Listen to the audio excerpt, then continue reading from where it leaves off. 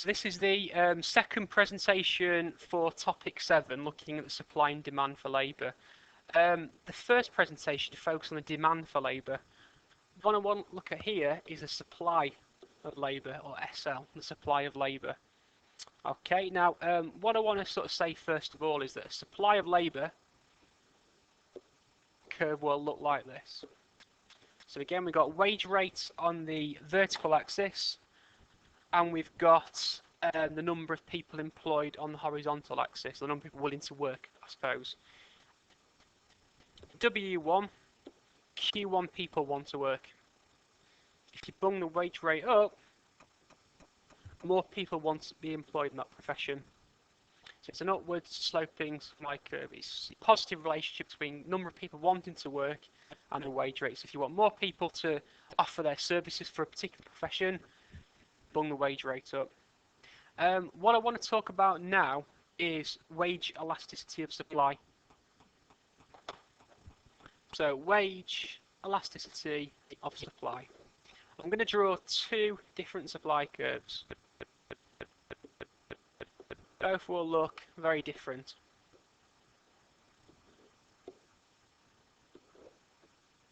What we have in this first diagram is a wage in elastic supply curve. Right hand diagram, wage elastic supply curve. Let's just use the diagrams to explain what these different things mean. Wage in elastic supply curve first of all. If we're at W1, Q1, if we were to dramatically increase the wage rate, the number of people willing to work or provide their labour in this market will not increase substantially. Wage elastic one.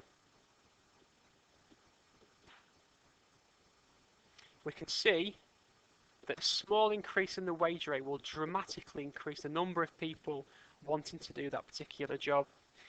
What I want to focus on is what will make a supply curve inelastic. So why supply of labour is unresponsive to a change in the wage rate. One major cause is the need to have high skills and qualifications. Think about it for something like a surgeon. There's very few people that can train to become surgeons. That meant if the wage rate was to dramatically increase, then it will not increase the supply of people able to do that job. Linked to this, long training period. If it takes 5-6 years to train to do a particular profession, the supply curve for labour will be very, very wage inelastic. That is because it will put some people off. And of course, in the short run, those people need to retrain to enter that profession to get that wage in the first place. Other things that can affect this is a low sense of vocation. Okay, if it's a job that people get no major satisfaction from, even a higher wage rate will not make them not want to enter that profession. I was watching a TV programme recently that looked at people that worked in the sewers in London. Their job is to unblock lumps of fat disposed of by takeaway shops in the sewers. So in effect, unblocking the sewers. It's not the type of job somebody would want to do. So even a high wage rate will not mean people want to enter that particular profession.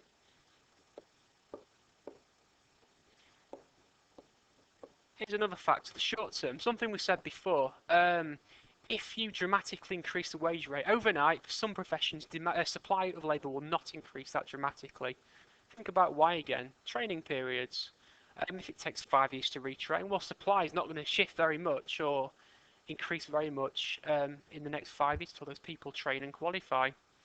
Clearly, for a wage elastic supply curve, it's the opposite of all the previous things. So low skills, low qualifications, short training period, very good sense of vocation, and short term would become more of a long-term phenomena. Right, one more thing I want to include on this topic is something we call a backward bending supply curve.